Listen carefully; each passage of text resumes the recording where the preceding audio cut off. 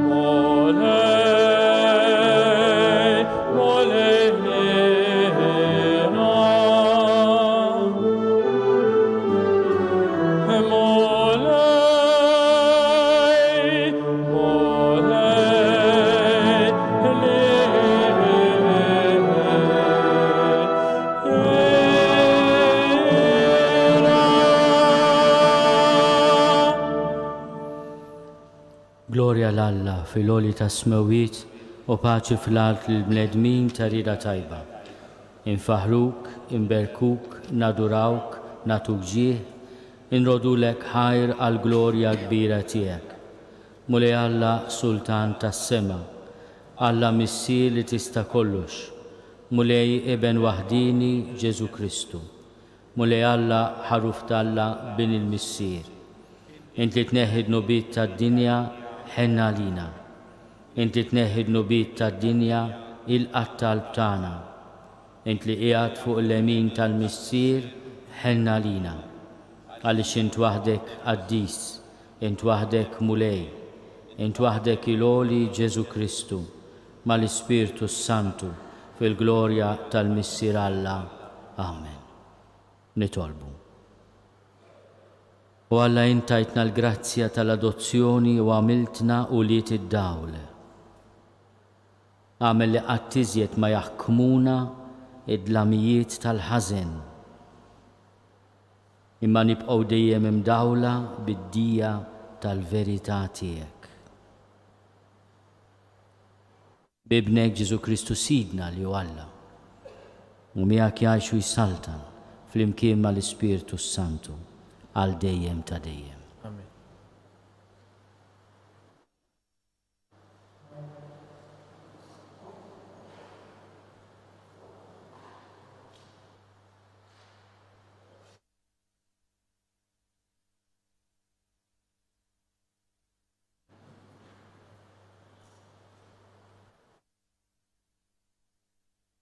Qari mill-ewwel ktieb ta' Samwell. Glorja lilek Mulej. Il-Filistin inġemgħu bl-eżerċitu tagħhom għall-gwerra. Sawl u n-nies ta' Iżrael inġabru u waqfu l-kamp u tqasmu għal ġlied kontra l-Filistin. U l-Filistin kienu fuq l-għolja minn naħa u l-Iżraelin fuq l-għolja minn naħa l-oħra u l-wiet bejnietom. U ħareġ jisfidhom raġel kampjun mill-kamp tal-Filistin jismu Gulija, twil 6 drej u xiber, kellu f'rasu elm tal-bronz u kurazza maħduma xhur, tiżen 5,000 xekel bronz. F'riġlejh kellu xett tal-bronz u alabarda tal-bronz fuq spallejh. L-ewda tal-lanza tiegħu kienet bħal motwa ta' nissiġa u l-ħadida tal-lanza kienet tiżen 600 xekel ħadid u qudiemu kien jimxi wieħed jġorlu t-targa. Waqaf u beda jgħajjat liq-tajja ta' Iżrael u jgħidilhom: għalfejn ħriġtu imqasma l-gwerra, minix jien Filisti u intom lil sira ta' Sawl? Għażlu issa bniedem jinżel għalija. Jekk għandu l-ħila jitqabad miegħi joqtolni, aħna nsiru lil sira tagħkom, imma jekk nelbu jien u noqtlu, intom tkunu lil sira tagħna u intkom taqduna. U mbagħad is-sokta jgħid lill-Filistini: hawn jien illum nisfida qtajja ta' Iżrael, għatuni raġel u nintqabdu flimkien. Il-kelma tal-mulej.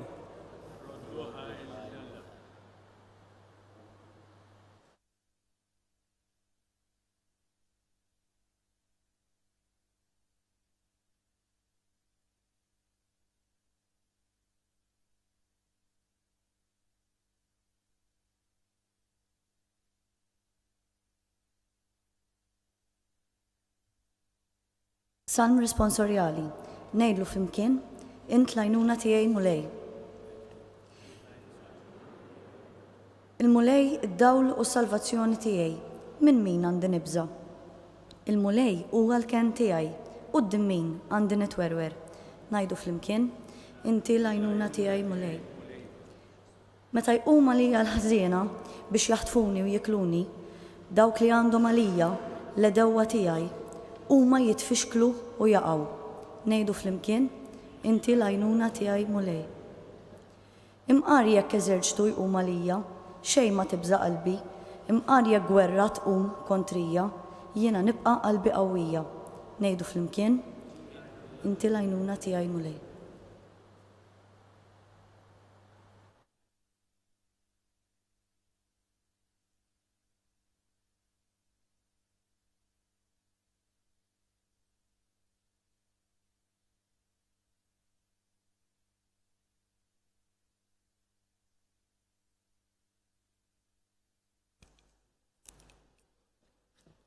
Qari mill-Littra ta' San Pawl l-Efesin, glorja lilek mulej.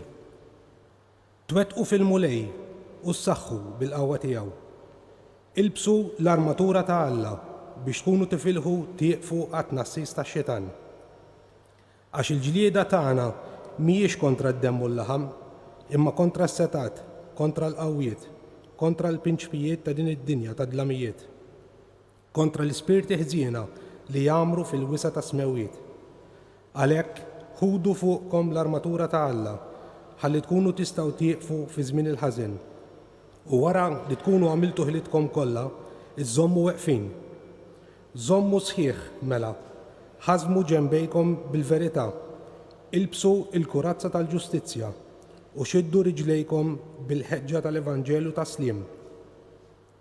Ħudu fidejkom it-tarka tal-fidi li biha tistgħu titfu il-vleġeġ kollha tan-nar tal-ħażin. Ilbsu l-elmu tas-salvazzjoni u waqbdu x-xabla tal-Ispirtu li hi l-kelma tal-Alla.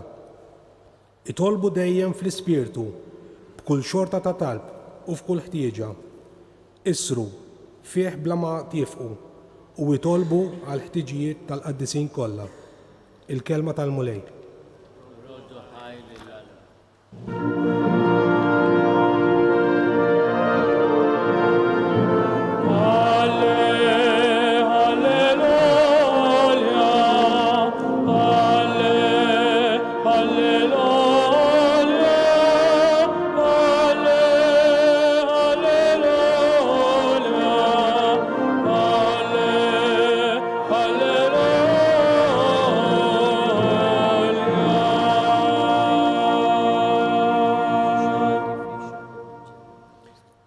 Fit-tjubitek żommni ħaj mulej u nħares l-ordnijiet ta' fommok.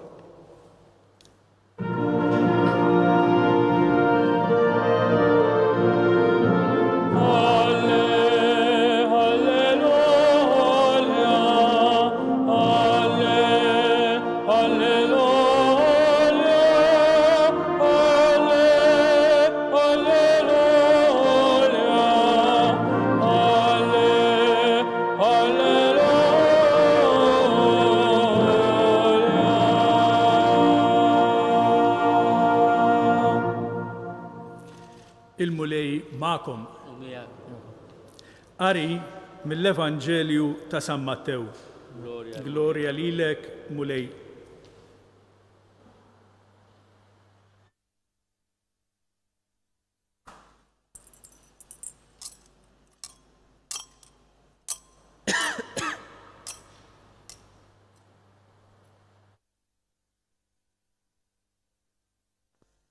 Ġesu daħal Kafarnaum u resaq fuqu wieħed ċenturjun jitolbu bil-ħerqa u jgħidlu: Sinjur, id-dar tiegħi għandi l-qaddej mixħud, mifluġ u batut wisq.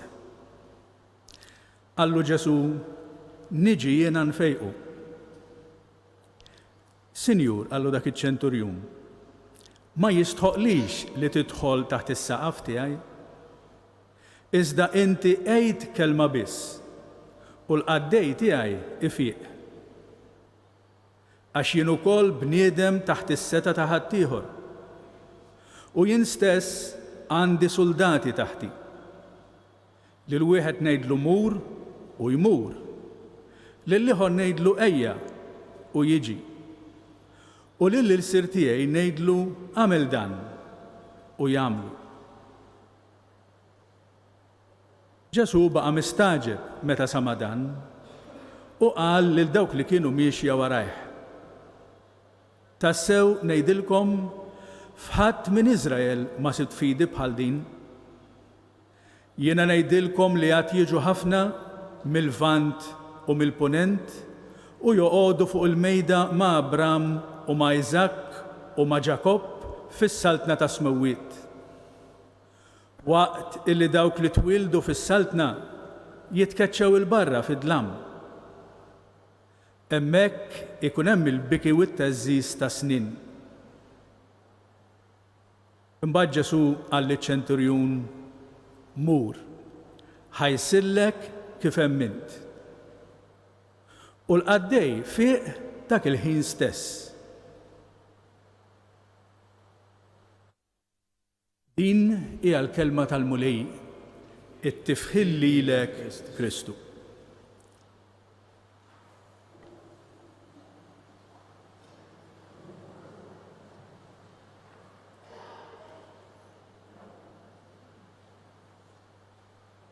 L-ewwel qari li smajna llum mill-ewwel ktieb ta' Samwel jiddeskrivi il-preparamenti għal wieħed mill-iskontri li żjed famużi fit-Testament l-Antik. It-taqtija bejn Gulija, dan il-Filistin, qawwi, twil u armat tajjeb, u David li joħroġ f'isem Iżrael jirrispondi għall-arroganza ta' Gulija u għall-prepotenza tiegħu bi żbandola b'5 ċakiet. L-istorja nafuha. David ixejjer waħda miċ-ċakiet li kien ġabar ħdejn nixxija u jolqot nas Gulija li jistabat mal-art. U hekk din il-prepotenza kbira li hemm fisra b'mod ħafna elokwenti fid-deskrizzjoni dettaljata tal-armatura ta' Gulija, l-elmu tal-bronz, il-kurazza maħduma xur, ix-xett tal-bronz, l-alabarda tal-bronz fuq spallejh, l-għoda tal-lanza, il-ħadida tal-lanza, it-tarka li kien iwassalilu wkoll għaddej, da kollu jispiċċa b'ċaka żgħira. Jiena nifhem li intom eżis membri tal-Armata mhux biss ġejjin minn pajjiż ċkejken imma għaliex il-provokazzjonijiet u s-sitwazzjonijiet diffiċli huma immensi, speċjalment fil-Baħar Mediterran. Tħossukom ħafna drabi bħal David quddiem Gulija. Ma jekk aħna nħarsu lejn it-tieni qari jitkellem ukoll dwar armatura. Imma d-distinzjoni bejn l-ewwel u t-tieni qari li l-armatura li semmi San Pawl missierna meta jikteb lil Efesin hija armatura spiritwali. Fl-ewwel qari smajna insistenza fuq armatura magħmula mill-bronz li tlibbes raġel kbir, arroganti fi kliemu u femilu, violenti fl-intenzjonijiet tiegħu, li rid jagħmel il-sira lill membri kollha tal-poplu ta' Iżrael. San Pawl jispjegana li aħna għandna bżonn ukoll armatura spiritwali għaliex jgħid il-ġlida tagħna mhijiex kontra d-demm u l-laħam, jien ngħid fil-każ tagħkom mhuwiex kontra d-demm u l-laħam biss, imma kontra s-setat, kontra l-qawwiet, kontra il-prinċpijiet ta' din id-dinja tad-dlamijiet, kontra l-ħażin. L-appell tiegħi llum lilkom eżis membri tal-Armata hija li l-armatura fiżika li essenzjali bħall-expertise kelli l-opportunità nara mill-qrib ix-xogħol tagħkom fl-14 ta' Marzu u dik il-kedda ma ninsija qatt. Imma fl-istessin il-privileġġ niltaqa' magħkom fl-ambjent fejn taħdmu. Li nduq ftit ukoll mill-isfidi li intom tiltaqgħu magħhom kuljum. Mela qed ngħid li għandna bżonn li jkollna armata li hija propju attrezzata tajjeb u skont il-ħtiġa ta' żmien, imma l-armata wkoll trid tkun attrezzata b'motivazzjoni u bi spirtu etiku. Għandna bżonn l-armatura tal-bronz biex ngħidu l-istess kelma li hemm fl-ewwel qari, imma għandna bżonn ukoll l-armatura tal-prinċipji etiċi. Meta San Pawl jitkellem fuq l-armatura ta' Alla biex tkunu tistgħu tieqfu fi żmien il-ħażen. U wara li tkunu għamiltu ħilitkom kollha iżommu weqfin jitkellem dwar il-verità, il-ġustizzja, il-ħeġġa tal-Evanġelju tas-sliem, il-fidi li biha tistgħu titfu l-vleġeġ kollha tan-nar tal-ħażen, l-elmu tas-salvazzjoni, ix-xabla tal-Ispirtu li hija l-kelma ta' Alla.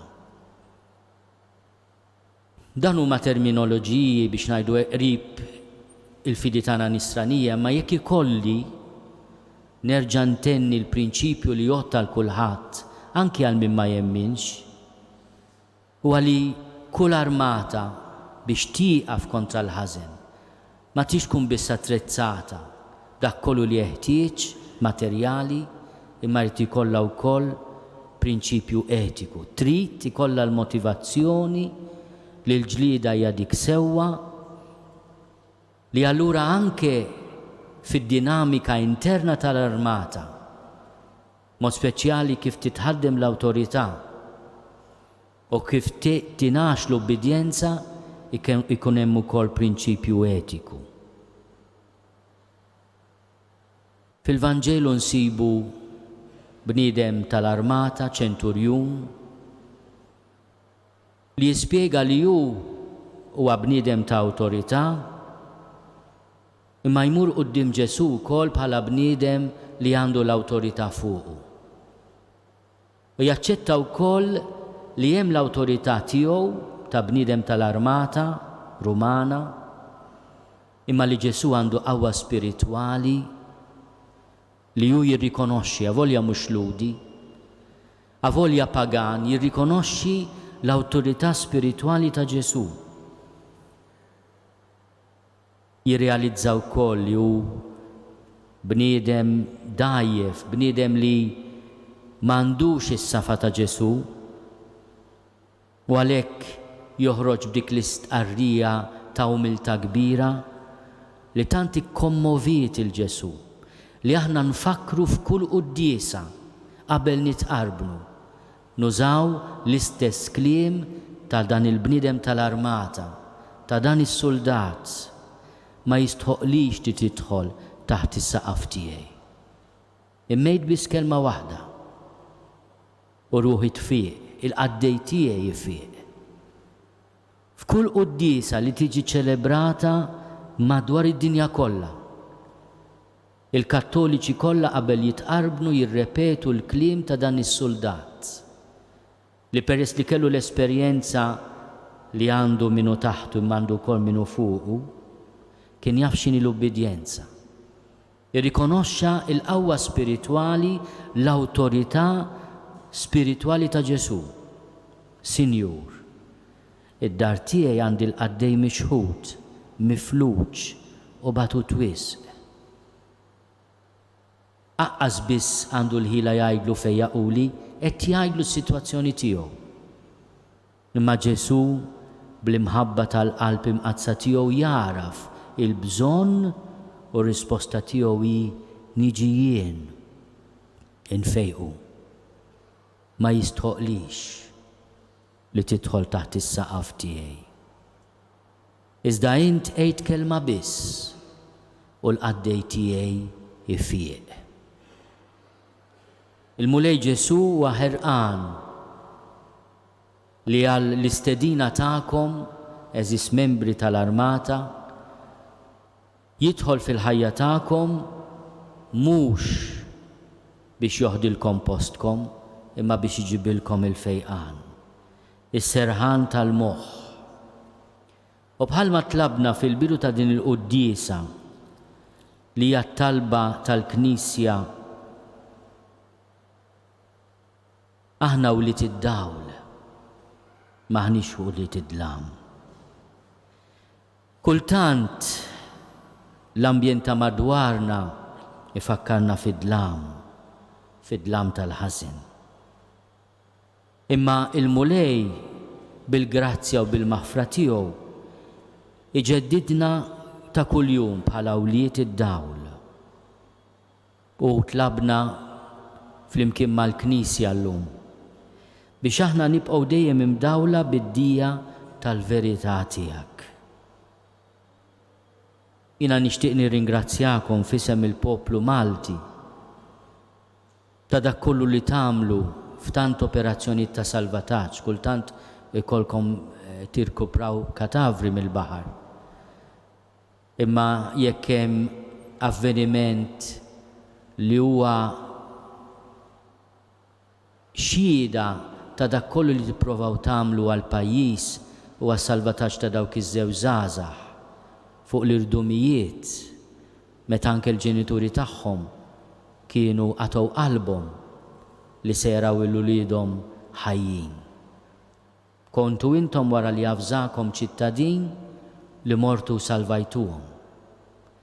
Kemm ħaġa sabiħa meta l-kooperazzjoni bejn is-soċjetà ċivili u l-Armata toħloq narrattiv sabiħ, pożittiv ta' kooperazzjoni reċiproka. Fl-istess ħin bħala soċjetà aħna insewdu qalbna meta il-vjolenza tirbaħ fuq ċittadin mingħajr difiża.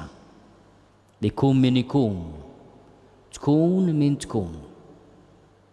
Għalina hija disfatta għaliex nifmaġina li l-Armata tieħu pjaċir iżjed tmur salva bniedem milli tara crime scene fejn l-isplossiv għatta biċċiet mara innoċenti.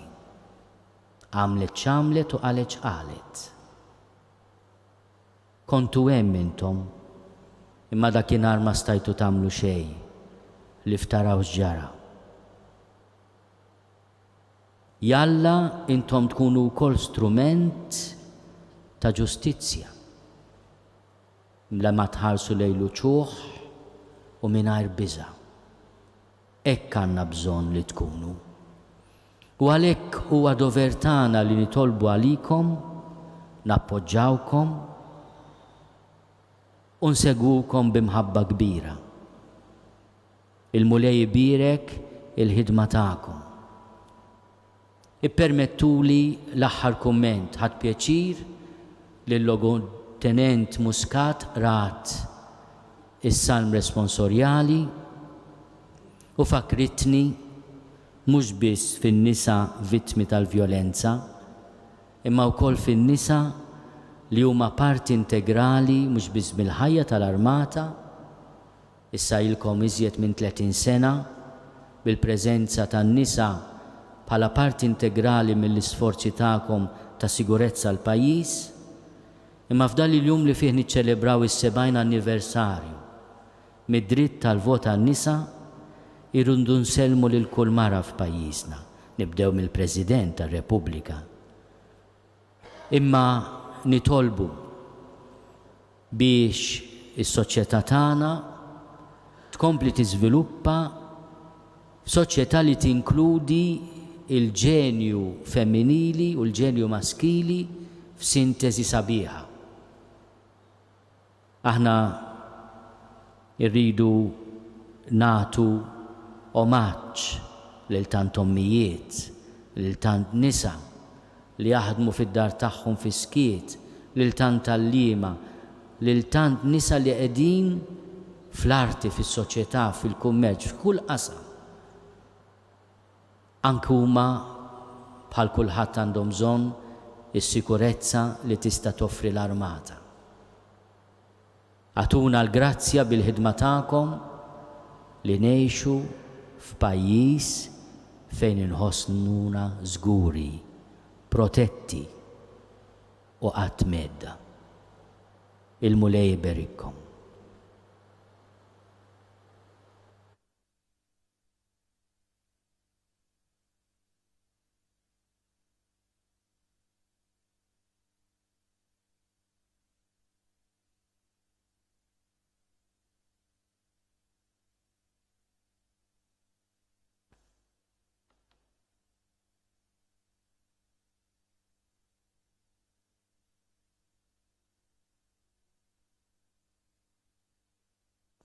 U Alla ta' seta u tjiba bla tarf li taħkem fuq kollox u tħobna bħala wlidek, isma bit-tjiba dan it-talb li b'fiduċja kbira sejrin namlulek. Mexxi mulej li l-Knisja tiegħek fit-triq tal-kelma tiegħek u saħħaħa dejjem iżjed bil-qawwa tal-Ispirtu sabiex iwettaqha fil-fedel tal-lejk u fis-servizz lil bnedmin. Nitolbu. Nismana nitolbuk mulej. Żejjen mulej bil-erf u t-tiba tiegħek lill-mexxejja kollha ta' pajjiżna. Għamel li jfittxu d-dawl tiegħek sabiex jarfu jaqdu dmirijietom bil-ġustizzja, bl-imħabba u bl-onestà huma u jfittxu dak li hu taġi talina. Nitolbu. Ismana nitolbuk mulej. Mulej, ibnek sar bniedem u jogħġbu jgħix bħala ħaddiem fost il-ħaddiema. Jieqaf mal-membri kollha tal-Forzi Armati ta' Malta li għaqilgħu ħobżhom bis-servizz dedikat li għatu fuq l-art, fl-ajru u fuq il-baħar. Ħarishom il-perikli u għatihom sens qawwi tal-missjoni importanti għafdata lilhom il-pajjiż. Nitolbu. Ismana nitolbuk mulej. Ħen mulej għal-membri kollha tal-Forzi Armati ta' Malta li jintoġbok is-sejja ħal għandek minn din id-dinja. Seħibhom mal-qaddisin tiegħek fil-għena ta' dejjem u farraġ bil-qawwa tal-fidi fil-ħajja ta' dejjem lill-leżiż tagħhom. Nitolbu. Ismana nitolbuk mulej. Xerret mulej il-barka tiegħek fuq il-familji tal-membri tal-Forzi Armati ta' Malta. Ejnhom fid-diffikultajiet li jistgħu ħabtu wiċċhom magħhom fil-ħajja flimkien u saħħahom bil-grazzja tiegħek fl-imħabba ta' xulxin. Nitolbu. Ismana nitolbuk mulej. Isma nitolbuk mulej dan it-talb li għamilnilek bħala l-familja tiegħek. U għamel li minkejja kollox nibqgħu dejjem maqudin fik bi Kristu Sidna.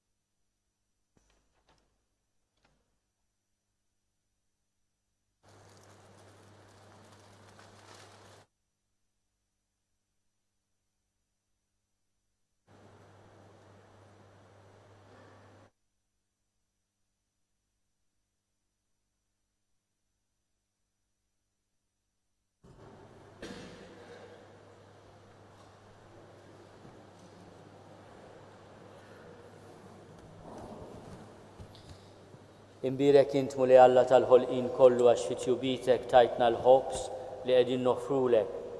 Frott tal-art u xogħol il-bniedem li minnu jsir għalina il-ħobs tal-ħajja.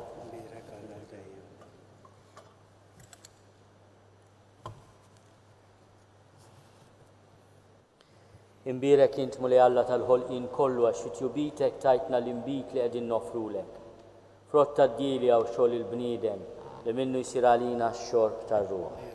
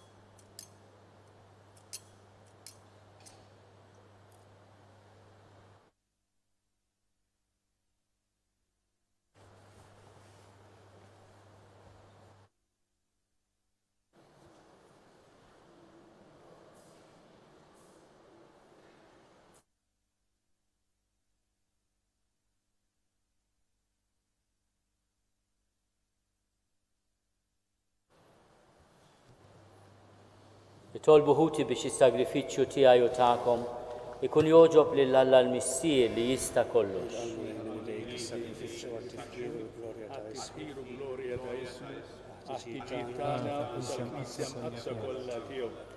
U Alla inti joġbok tħaddem is-sagramenti tiegħek biex jagħtuna l-frott tagħhom. Għamel li s-servizz tagħna ikun jixraq lis-sagrifiċċju li sejrin nofrulek bi Kristu Sidna. Il-mulej magħkom. Nerfgħu qlubna l fuq. Niżuħaj il-mulej Alla tagħna. Sewa u xieraq tas-sew mulej missier qaddis. Alla ta' dejjem li tista' kollox. Tajjeb u taġid tas-salvazzjoni tagħna li dejjem u kullimkien inrodulek ħajr. Għax int fil-ħnina tiegħek hekk ħabbejt id-dinja li battilna lil ibnek il-waħdini biex jifdina. U ridtu jsir bniedem bħalna f'kollox minn barra dnub biex hekk tħobb fina dak li ħabbejt fih. Bl-ubbidjenza tiegħu ksibna mill-ġdid id-doni li konna tlifna bid-diżubbidjenza tagħna. Għalhekk mulej aħna wkoll mal-anġlu l-qaddisin kollha tiegħek infaħruk u b'ferħ kbir intennulek.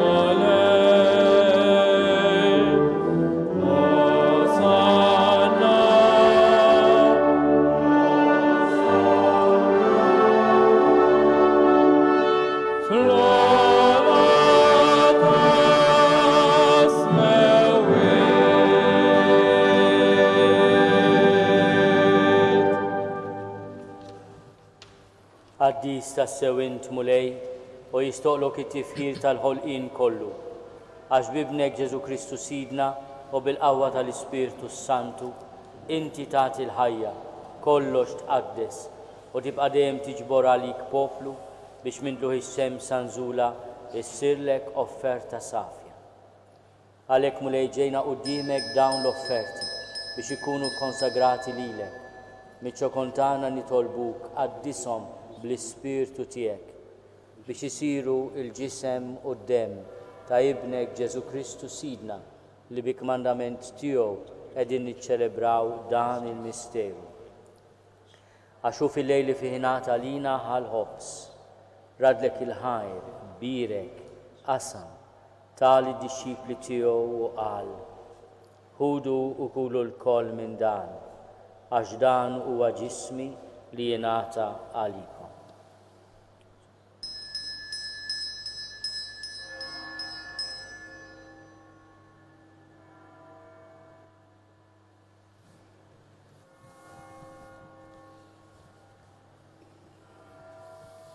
Ekk ukoll wara l-ikla ħal-kalċi radlek il-ħajr, tali d-dixxipli tiegħu u qal: ħudu u ixorbu minnu l-koll, għax dan huwa l-kalċi ta' demmi tal-patt il-ġdid li jibqa' għal dejjem.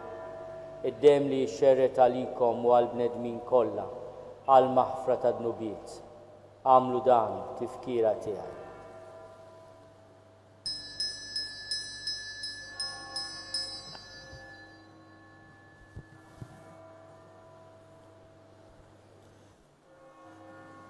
Dan hu l-misteru tal-fidi. Amen.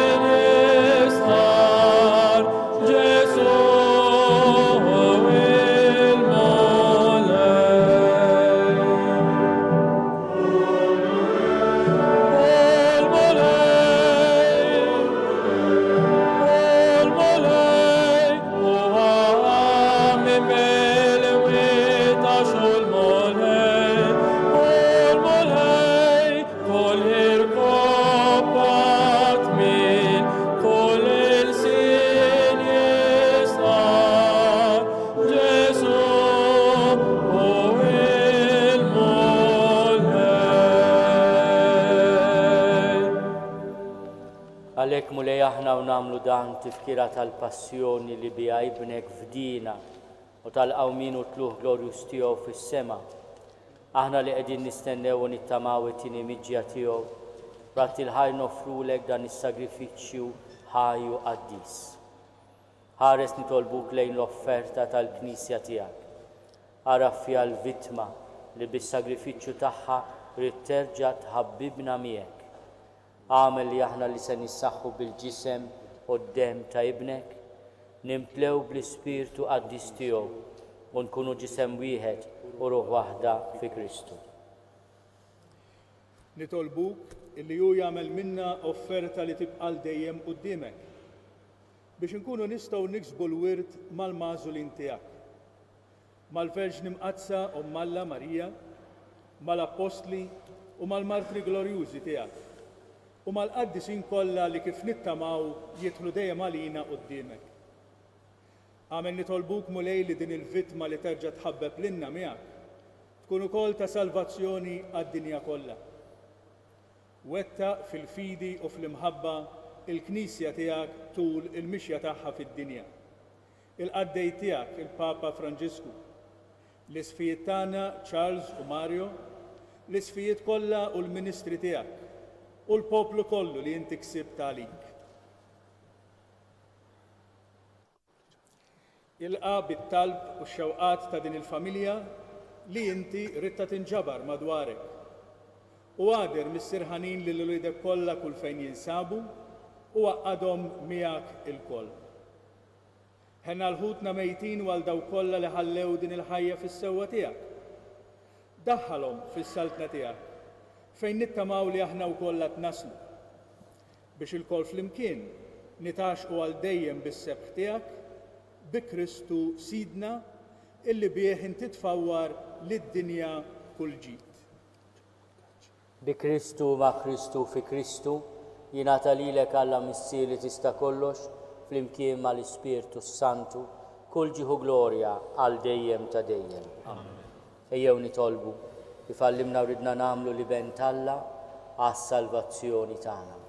Missierna li inti fis-smawiet jitqaddes ismek tiġi saltnatek, ikun li trid int kif is-sema hekk fl-art. Ħobżna ta' kuljum għatina llum, aħfrinna dnubietna bħalma naħfru l-minu ħati għalina. La ddaħħalniex fi tiġrib iżda eħlisna mid-deni. Eħlisna nitolbuk mulej minn kull deni. Għatina fi tieba ħlina tiegħek il-paċi fi żmienna.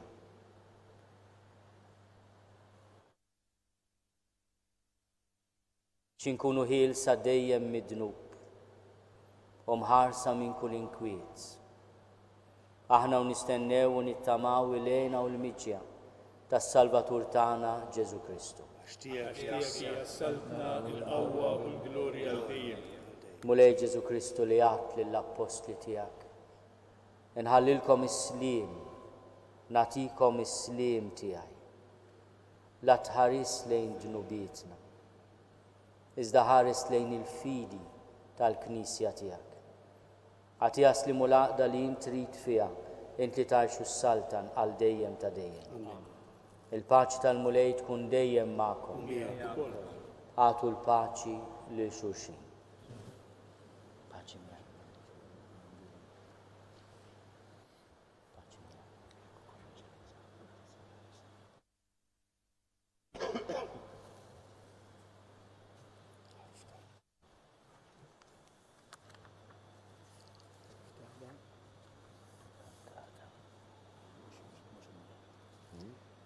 Ħaruf talla li tneħħi l-nubiet tad-dinja ħenna għalina.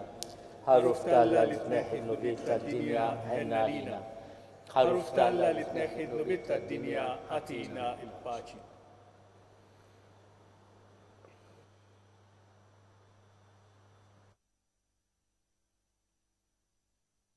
Danu l-ħaruf ta' Alla, danu li jneħħi l-nubiet tad-dinja.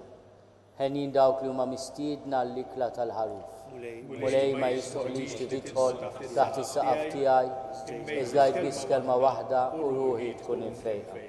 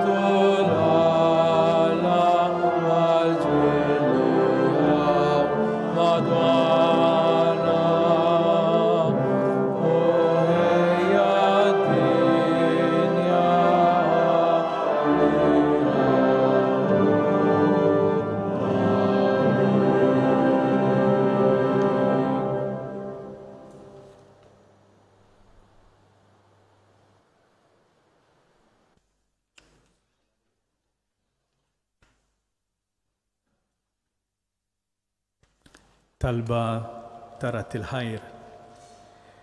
Lilek biss inħobb mulej, warajk biss irrid nimxi.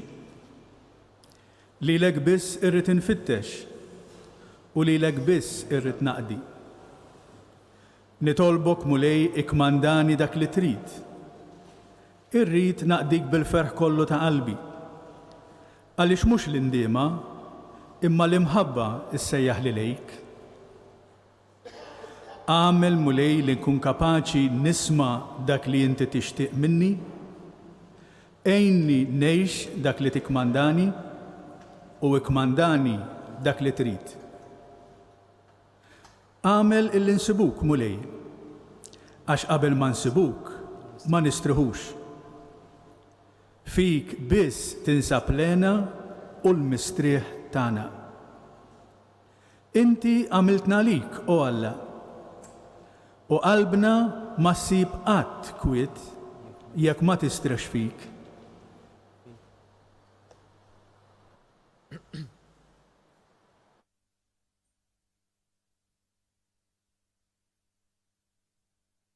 Nitolbu. Għamel mulej li nieħdu r-ruħ bil-vittma Quddiesa li offrejnilek, l-obija tqarbilna, ħalli ninaqdu miegħek għal dejjem fl-imħabba u nagħmlu frott li qatt ma jintemm bi Kristu Sidna.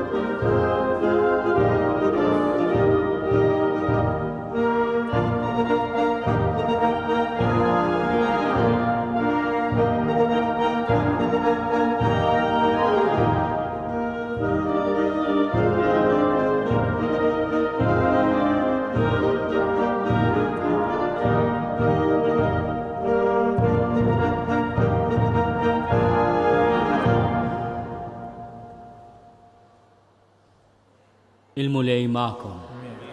Iberikkom Alla li jista' kollox il-Missier u l-Iben u l-Ispirtu Santu. Morru fil-paċi ta' Kristu.